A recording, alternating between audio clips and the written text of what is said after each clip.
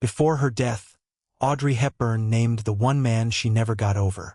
She wore the little black dress that changed fashion forever. She had 2 husbands, a string of famous co-stars who fell for her, and a face that is still printed on posters in 100 countries.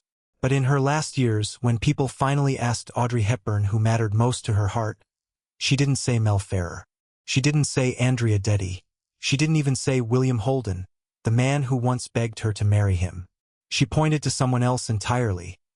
Someone who left her when she was 6 years old and never really came back. By the end of this video, you'll understand why the most photographed woman of the 20th century spent her whole life quietly looking for one man who was already gone. Audrey Hepburn was born in Brussels in 1929, into a family that looked polished on the outside and was quietly falling apart on the inside. Her mother, Ella van Heemstra, was a Dutch baroness. Her father, Joseph Rustin, was a British-Austrian businessman with a talent for charm and a habit of disappearing. The family moved constantly in Audrey's early childhood, drifting between London, Brussels, and Arnhem as her father's work, and later his politics, pulled them from place to place. By the time she was a young girl, she was already speaking several languages, already adjusting to new schools and new cities, already learning that home was something that could be packed into a suitcase. What most people don't know, and what biographers have only pieced together in the decades since her death, is that both of her parents were drawn into the far-right politics sweeping across Europe in the 1930s. They were sympathetic to fascist movements, and for a period they were involved with groups that supported Hitler's rise in Germany. It's an uncomfortable detail in the story of a woman who would later become one of the world's most beloved humanitarians, but it's also part of what makes her later life so striking. She grew up in the shadow of an ideology she would spend her adult years working against. In 1935, when Audrey was 6, her father walked out. He didn't fade away slowly. He simply left one day and resettled in London, and from that point on he was barely present in her life. She was sent to boarding school in England, and there she experienced something that would follow her for the rest of her life. Watching classmates get picked up by their fathers during school holidays, while she waited, and nobody came. Her father had visitation rights. He rarely used them. Audrey later described that abandonment, in her own words, as the deepest wound of her childhood, deeper, she said, than anything that came after. Then came the war. Believing the Netherlands would remain neutral, Audrey's mother moved the family to Arnhem to be near relatives. That decision, made in the hope of safety, placed a 10-year-old girl directly in the path of Nazi occupation. When German forces invaded in 1940, the comfortable, cultured childhood she'd known ended overnight. She took a Dutch-sounding name, Etta van Heemstra, to hide her English identity. 2 of her uncles were executed by the occupying forces after being connected to resistance activity. Audrey herself, still a teenager, began quietly assisting the Dutch resistance, carrying messages, and at times performing secret dance recitals to raise money for the underground, in rooms where the audience couldn't clap for fear of being overheard. By the final winter of the war, the occupation had cut off food supplies to much of the western Netherlands, and famine spread through the region. Audrey's family, like thousands of others, survived on what little they could find. Tulip bulbs ground into flour, weeds boiled for soup. She developed anemia, breathing problems, and severe malnutrition that would affect her health for the rest of her life. When liberation finally came in 1945, she was 15 years old and had lived through more loss and hunger than most people experience in a lifetime.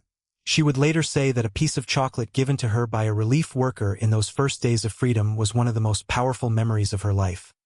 A small act of kindness that she carried with her all the way to her work with UNICEF, decades later. It's against that backdrop, an absent father, a war-torn childhood, hunger, fear, and loss, that Audrey Hepburn's adult relationships have to be understood, because the pattern that shaped her romantic life didn't begin in Hollywood. It began years earlier in the space her father left behind. Her first marriage was to actor and director Mel Ferrer. They met in the early 1950s through mutual friends in the film industry, and their connection deepened when they starred together on stage in Ondine. Ferrer was older, confident, and deeply involved in the business side of the industry, qualities that, at the time, felt like stability to a young actress still finding her footing. They married in Switzerland in 1954. For a while, it seemed to work. Ferrer took an active role guiding her career, and Audrey, still new to fame, leaned on his experience. But guidance slowly hardened into control. Ferrer had opinions about which roles she should take, how she should present herself, and who she should spend time with, and over the years Audrey increasingly deferred to him rather than push back. Meanwhile, the couple faced devastating personal losses. Audrey miscarried in 1955, and again in 1959 after being thrown from a horse while filming The Unforgiven, an accident that also broke her back and put her in the hospital for weeks. She desperately wanted to be a mother, and each loss compounded the strain already building in her marriage. In 1960, she finally gave birth to her son Sean, and for a time she stepped away from acting almost entirely to focus on raising him. But the marriage continued to erode under the weight of Ferrer's controlling behavior and rumors of infidelity on both sides, and after 14 years together, they divorced in 1968. Not long after, on a Mediterranean cruise, she met Andrea Dotti, an Italian psychiatrist. Dotti was warm and socially at ease in a way that felt like relief after years of tension with Ferrer, and within months the two were married.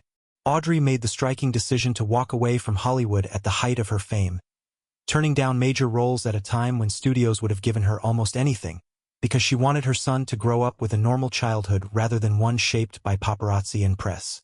She moved to Rome and settled into a quieter life as a wife and mother, and in 1970 she gave birth to her second son, Luca.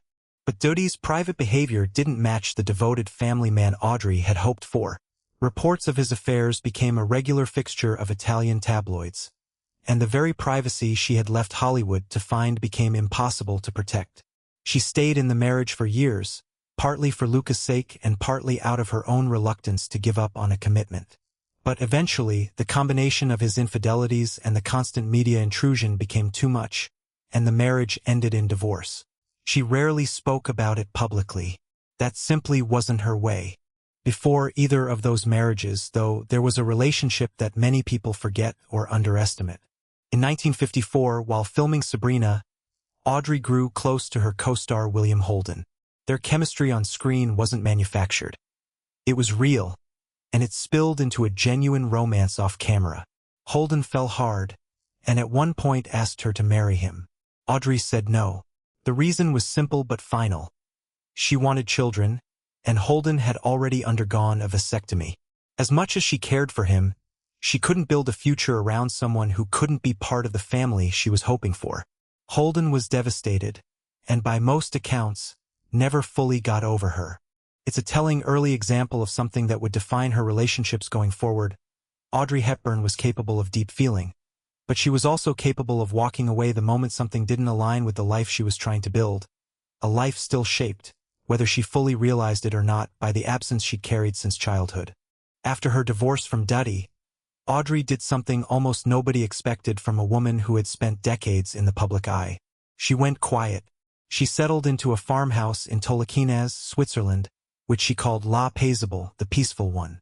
She turned down major film roles, avoided the social circuit, and spent her time gardening, cooking, and living the kind of unremarkable daily life that had never really been available to her before. Neighbors later described her simply as a woman who said good morning at the market. Not a movie star, just a neighbor. It was during this period, in the late 1970s, that she met Robert Wolders, a Dutch actor who had recently lost his wife, actress Merle Oberon. Their relationship developed slowly and without the intensity that had defined her earlier romances. What Wolders offered her wasn't glamour or excitement. It was steadiness, respect, a shared preference for quiet evenings over public appearances. They never formally married, but Audrey introduced him as her husband in every sense that mattered to her. And for over a decade, they shared a life together at La Paisible. In 1988, Audrey accepted a role that would come to define her final years more than any film ever had. She became a Goodwill ambassador for UNICEF. Over the next several years, she traveled to some of the most difficult places on earth: Ethiopia, Sudan, Bangladesh, El Salvador. She sat with malnourished children in refugee camps that, in many ways, mirrored the hunger and fear she herself had lived through as a girl in occupied Holland. Those who traveled with her, including Wolders, who accompanied her on many of these missions, said she never treated the work as a publicity obligation. She treated it as something personal, almost as a debt she owed to the child she had once been, and to the stranger who had once handed her a piece of chocolate when she had nothing. In 1992, not long after returning from a UNICEF mission to Somalia, Audrey began experiencing severe abdominal pain. Doctors in Los Angeles diagnosed her with pseudomyxoma peritoneum, a rare and aggressive cancer that begins in the appendix. Surgery revealed the disease had already spread too far to be treatable. It was terminal. In the months that followed, those close to her described a composure that seemed almost otherworldly. She wasn't afraid of dying, friends said. What troubled her most was the humanitarian work she wouldn't get to finish. Too weak to fly commercially, she was flown home to Switzerland on a private jet arranged by her longtime friend, the designer Hubert de Givenchy, who had dressed her for nearly 40 years and remained one of the closest relationships of her life.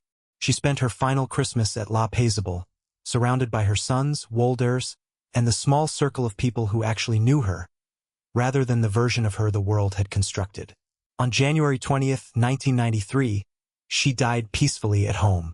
Her funeral, held in the small local church in Tolokines, was intimate by design. Gregory Peck, her Roman holiday co-star and lifelong friend, read one of her favorite poems. Both of her former husbands attended. So did Wolders, standing quietly among the people she had chosen to keep close. So who was the man Audrey Hepburn never got over? It wasn't Ferrer. It wasn't Duddy. It wasn't even Holden, who by most accounts carried a torch for her for years. In interviews given later in her life, and in the reflections of biographers who studied her personal letters and the recollections of people closest to her, one relationship kept surfacing above all the others, her relationship with her father, Joseph Rustin. In the 1960s, using the Red Cross, Audrey tracked him down. He had been living quietly in Dublin the entire time, just a search away from a daughter who had spent decades wondering what happened to him. She went to see him hoping, in her own words, for some kind of connection, an apology, warmth, anything. What she found instead was a man who remained distant and largely unmoved by the reunion. It wasn't the resolution she had hoped for, and yet she didn't walk away angry. She forgave him. She supported him financially for the rest of his life, sending him money even though he had given her so little in return. It's one of the most quietly revealing details of her entire biography. A woman capable of extraordinary compassion toward a man who had caused her the deepest pain of her life. Biographers who've studied her romantic history point to that early abandonment as the thread that runs through nearly every major relationship she had. The pull toward older, authoritative men. The tendency to defer, to stay in difficult situations longer than she probably should have. Even her devotion to UNICEF, focused so specifically on children who had lost the structures they depended on, seems to trace back to that same wound. In one of her most quoted later interviews, she said that she believed the best thing a parent could give a child was simply the feeling of being loved. It's a simple line, but given everything she had lived through, the war, the hunger, 2 difficult marriages, and a father who never fully came back, it reads less like advice and more like a confession of the one thing she had spent her whole life searching for. Robert Wolders, who knew her better than almost anyone in her final decade, said afterward that what struck him most about Audrey wasn't her fame or her beauty. It was her capacity to forgive people who had given her very little reason to. She never stopped loving her father, and by most accounts, she never stopped quietly grieving the relationship they never had. In the end, that unresolved bond may be the truest thing anyone has ever said about who Audrey Hepburn really was. Not the icon in the black dress, but the 6-year-old girl still waiting for someone to come home. If this story moved you, let us know your thoughts in the comments below. And if you'd like more stories like this one, consider subscribing for what's coming next.